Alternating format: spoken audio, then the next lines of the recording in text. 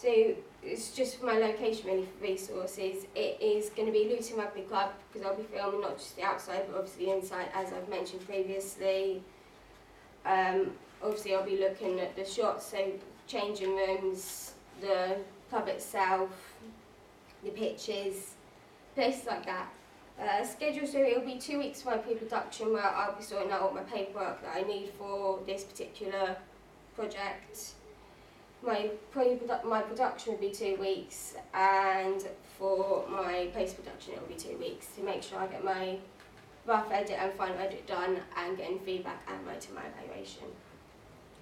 Technical issues, it will be batteries, memory cards, broken wires. I don't want any of those happening, but I'll make sure that I have spare batteries and memory cards and all of the wires, and make sure they're all safe before I use them, because I don't want it to be blacking out and telling them to be stopped. I don't want it to be unprofessional.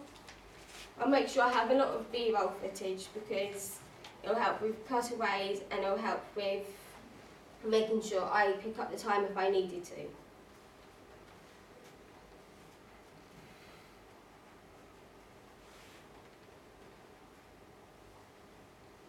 And my contingency plan is if I can't get some of the players from the first team or the under-15s to interview, I'll interview some of the supporters, see what they've thought of the club, see if anything's changed. It's based about knowledge really.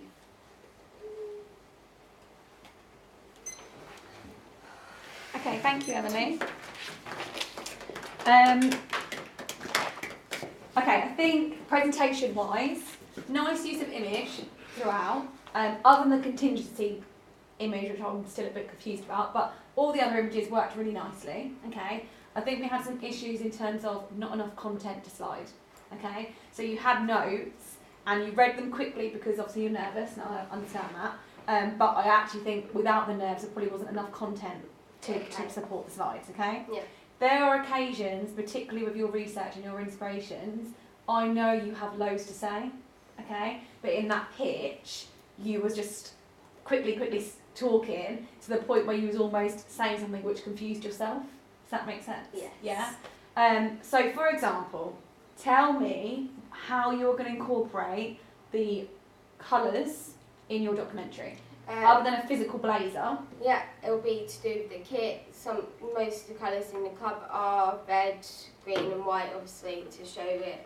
And also it's not just what's inside the club, it's what's on the outside as well, because they have their little pole stations that have green and white on them to show for the team colours. Okay, so the shots you capture, you're going to make sure that you're capturing things which shout Luton. Yes. But what about in terms of your production techniques? So what are you going to do in post-production, for example, to incorporate the colour scheme? It would be to make, if I have to, then I'll be trying to change a couple of them to green or white, depends on where I've filmed. But I'll be trying to film places where there is quite a bit of the colour scheme within. Change what to green Think or white? carefully about what she's asking, because we spoke about this in the meeting, the post-production side of it. So what else might be coming on the screen that could have colours? The background can be changed and writing that comes up as well. Good. So the banners, yeah? Yeah. So those banners that roll on to tell me who we're talking to, they're the things you're going to do to promote colour. Yes, yeah? absolutely. See, I know you know that, but they're the things you need to be telling us, yeah? Jessica?